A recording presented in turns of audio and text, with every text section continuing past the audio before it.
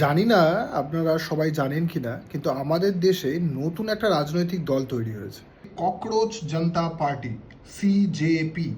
72 ঘন্টারও কম সময়ে প্রায় 5 লাখ মেম্বার জোগাড় করে ফেলেছে ককরোচ জনতা পার্টি। শুধুমাত্র সদস্য সংগ্রহ নয়, সিজেপি প্রকাশ করেছে তাদের ইস্তেহার। Point number 1. If the CJP comes in power, no Chief Justice shall be granted a Rajya Sabha seat as a post-retirement reward. Point number 2. If any legit vote is deleted, whether in a CJP or opposition ruled state, the CEC shall be arrested under UAPA.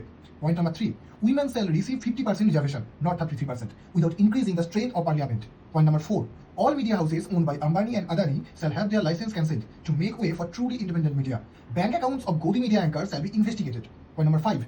Any MLA or MP who defects from one party to another shall be barred from contesting elections and from holding any public office for a period of 20 years. এই 4টি criteria match করে গেলেই আপনি cockroach জনতা পার্টিতে apply করতে পারবেন। যাই হোক, আপনারা কি ভাবছেন জানি না, কিন্তু আমি তো ঠিক করে নিয়েছি যে আমি এই ককরোচ জনতা পার্টির মেম্বারশিপ অবশ্যই নেব।